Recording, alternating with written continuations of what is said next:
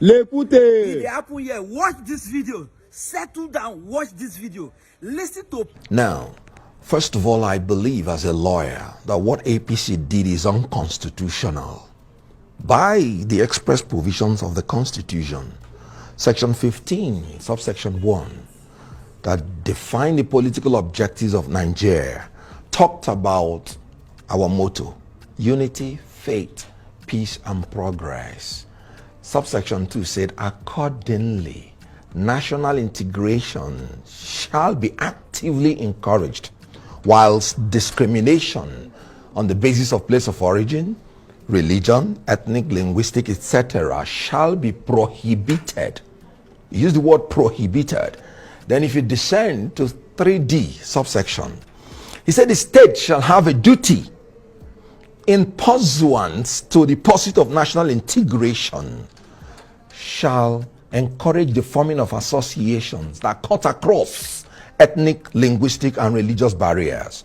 The concept of the presidency implies an association between the president and the vice. Section 142 made it clear that the president, before he is duly nominated, shall find an associate who shall be his vice president. So the concept of the presidency is an association, and the state has a duty to ensure that when you are forming that association, it must cut across religious barriers. Look at subsection 4 of that beautiful section. It said that the state shall promote a feeling of belonging and involvement amongst the various peoples of Nigeria, to the end that loyalty to the nation shall override sectional loyalties. Yeah, I mean, we had a senator who was here and he pointed out all of that. Very good. So how does Muslim ticket at the presidency encourage integration, involvement, and participation of the Christians in Nigeria in the politics of Nigeria? And you know what? Section 17 made it clear.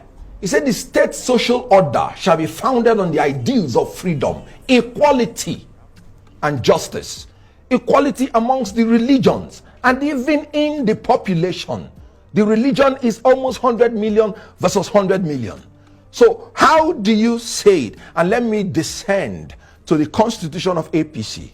Being a former member of the Presidential Campaign Council, the APC summarized it and even made it more strong. That's in its constitution. Constitution of APC.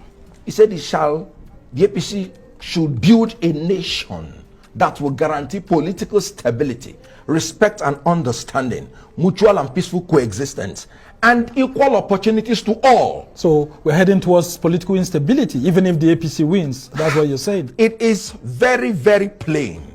When you have the president and the vice of a religion, no matter what you do, you are already flawed. You cannot, it's unappeasable. Now, can't we balance that with maybe the president of the Senate, yes, and a speaker of the House of Representatives coming from the Christian faith or maybe even traditionalists?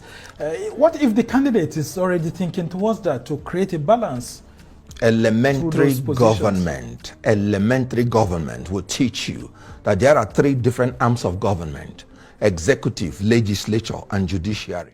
These arms are equal and opposite, and they are separate.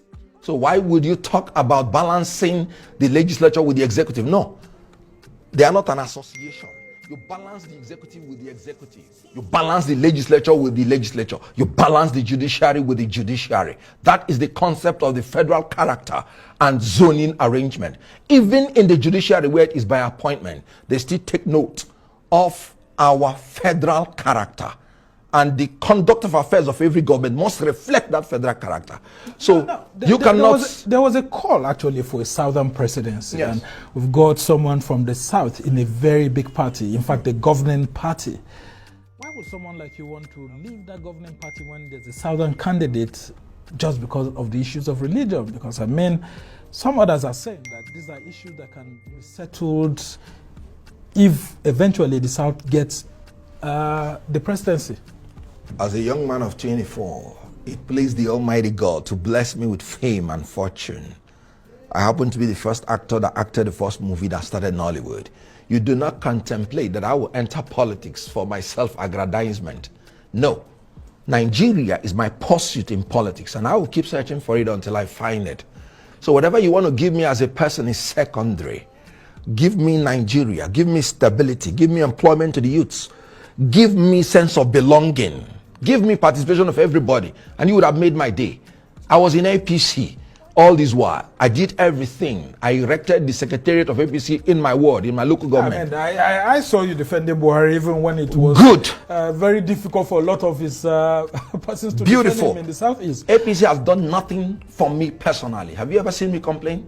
And I'm not going to complain. So what party are you moving to? I am not contemplating any party yet, but I must have to tell you, a friend of mine, a northern brother of mine from Kano State, when he learned I was coming to this program, he told me that I must be obicentric going forward. You should join the obedient movement. Good. This is a northern Muslim talking.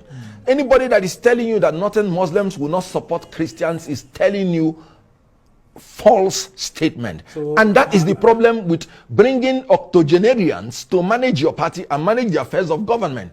Senator Adamu. Have you joined the obedience team? I am obicentric, but I have not joined any party because that is the ticket that has actually provided for me that stability, that youthful energy that we need to change the system of Nigeria but at this those time. In APC and PDP says it's just an internet sensation. I mean, social media buzz. And of course, that, for example, on Saturday, when the Osun State governorship election will be held, that you will see where Labour Party will be. And it won't be among the top 3 or something like that. When they say such things, what do you say to them? Do you remember the time that APC was campaigning in 2015? They were the originators of internet sensation. And so why are they crying if it is not making any impact? When I read business administration, they taught me that the strategy of marketing starts with drawing attention. We call it the IADA principle. Attention, interest, desire before action. So stimulating attention of the people is the first thing you have to do when you want to market a product. And Obi is doing that well? They are doing it effectively well. And that is why those people are rattled. Okay, as we try to round off this conversation, we've seen a lot of actors like you pitching their tent with this same presidential candidate that you're running away from. I mean, so if you're going away, some of your colleagues are going to Tinubu and all of that. What do you make of such moves? They are making the moves as actors, simpliciter, that are entitled to the appearance fee. So they're acting movies. You can say that again. So there's an element of deception there. I wouldn't say that with you. But they have the right to go in as actors and ask for the appearance fee. I am going in as a politician that understands the rudiments and implications of the decisions I'm making today for my future and the future of my children. Tinubu had got a bishop or a pastor like Buhari did and all of that. Do you think that the Southeast would have voted for him? Other parts of the country would have voted, because I mean, we saw Buhari and Oshibanjo, and yet the Southeast, a lot of politicians there were trying to run away from that. A lot of persons were still tied to PDP and all of that. Do you think by doing that, that can resolve any issues for Tinubu? Now, PDP has been the greatest fraud on Southeast, and that was one of the reasons why I left the party. I told my people PDP was going to ruin them politically, and PDP has done just that. They have been sheepishly following PDP from 1999, giving them 95% of their votes, whether it is a Fulani Muslim or a Christian from South, or it was PDP all through. Now, PDP, after 24 years, did not even consider them qualified, not for the presidency, not for the vice presidency, and in the ticket of the presidency, for a party they sacrificed all, they got nothing. So PDP... Ifeanyi Okowa not Igbo enough for you? Ifeanyi Okowa is not from Southeast. When you talk about geopolitical zoning, you are talking about geographical expressions. You're not talking about... He's a full Igbo. It's just that he finds himself in Delta State. Good. Which happens to be in the South. Good. Very quickly before we end. Then it will be very, it won't be, it would accord to justice for him to take things that will come from South in the name of Igbo, and then come back to take things that will come to Southeast in the name of Igbo. There are Yorubas in North Central, in Kwara State. Would you want them to take the position that is meant for Southwest? So Okowa is Igbo. I have no doubt about that. I love him and respect him for that. When it comes to geopolitical balancing, he is South-South. And he has to allow what has to do with Southeast.